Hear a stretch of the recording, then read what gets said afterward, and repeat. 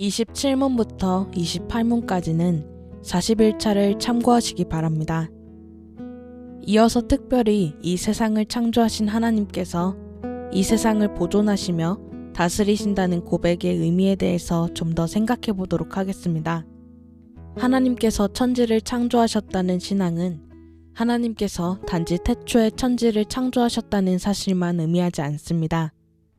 이와 함께 고백되는 것은 창조하셨을 뿐 아니라 창조하신 세상을 보존하시고 다스리신다는 사실입니다. 이러한 사실을 가리켜 우리는 하나님께서 이 세상을 섭리하신다고 말합니다. 1700년대 중반 이후부터 서구 사회의 중심된 시대 사상이었던 계몽주의를 따르던 사람들은 이 세상이 하나의 기계와 같다고 생각했습니다. 기계란 여러 부품들이 빈틈없이 꽉 짜여진 질서 체계 안에서 서로 인과 관계를 가진 채 폐쇄적으로 작동합니다.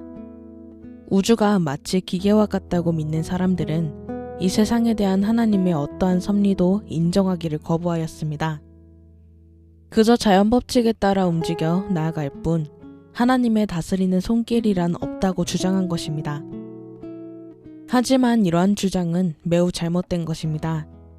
이 세상을 창조하신 하나님께서는 창조하신 것에 아무런 관심도 두지 않은 채 이 세상에 속한 모든 것들이 어떻게 되어가든지 그대로 내버려 두시는 분이 아닙니다.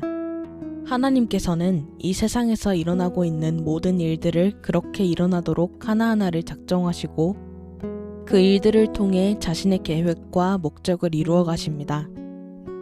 우리가 하나님의 섭리라고 말하는 것들은 바로 이러한 하나님의 활동을 가리키는 말입니다. 말하자면 하나님의 섭리란 하나님께서 전능하신 능력으로 항상 모든 곳에서 일어나는 일들을 마치 자신의 손으로 하신 것처럼 보존하고 다스리심을 뜻한다고 말할 수 있습니다.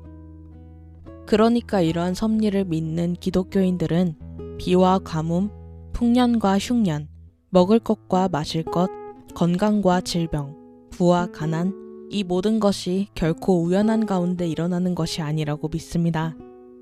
예를 들어 예레미야 5장 24절에 이른 바와 같이 또 너희 마음으로 우리에게 이른 비와 늦은 비를 때를 따라 주시며 우리를 위하여 추수기한을 정하시는 우리 하나님 여호와를 경외하자 말하지도 아니하니 라는 말씀이나 또는 요한복음 9장 3절에 예수께서 대답하시되 이 사람이나 그 부모의 죄로 인한 것이 아니라 그에게서 하나님이 하시는 일을 나타내고자 하심이라고 하신 말씀. 그리고 마태복음 10장 29절 30절에 참새 2마리가 한 아사리온에 팔리지 않느냐. 그러나 너희 아버지께서 허락하지 아니하시면 그 하나도 땅에 떨어지지 아니하리라. 너희에게는 머리털까지 다 세신 바 되었나니라고 하신 말씀 등은 모두 우리에게 나타나는 어떤 일이든지 하나님의 계획과 상관없이 나타나는 것은 없다는 사실을 교훈합니다. 우리는 비가 내리는 것이나 참새가 떨어지는 것이나 수확의 열매를 얻는 것이나 사람이 건강하거나 병을 앓게 되는 것이나 이 모든 현상들이 어떠한 물리적이며 화학적인 법칙에 따라서 일어나고 있는 것으로 설명할 수도 있습니다. 그러면 이러한 자연 법칙에 따라 일어나는 현상들을 어떻게 하나님의 손길로 인하여 일어나는 것으로 고백될 수 있는 것일까요? 이러한 의문 때문에 자신들에게 일어난 일들과 관련하여 하나님께 감사를 드리고자 권하면 하나님의 섭리에 의한 것임을 부정하고 자신이 아는 범위 내에서 자연에 의한 것일 뿐이라고 고집하는 이들이 있습니다. 풍년이 드는 것이나 가뭄이나 홍수와 같은 재해들도 다 하나님의 섭리 가운데 나타나는 일이라고 인정하려 하지 않습니다. 왜냐하면 이 모든 현상들에 대하여 자연 법칙에 따른 설명이 가능하다고 믿으며 그런 만큼 하나님께서 그렇게 하셨다는 설명은 잘못된 것이라고 잘못 생각하기 때문입니다. 그러나 여기서 기억할 것이 있습니다.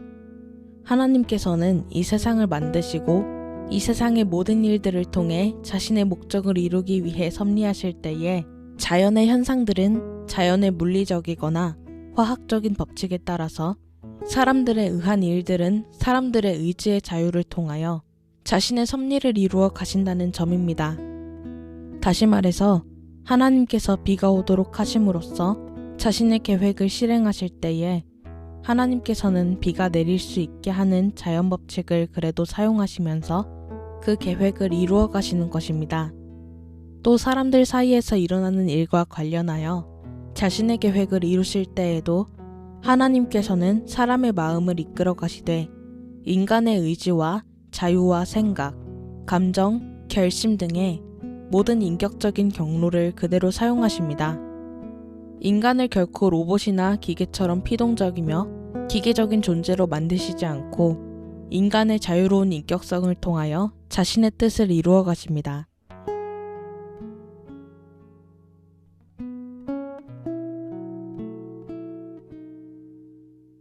나는 오직 주의 인자하심을 의뢰하여 싸우니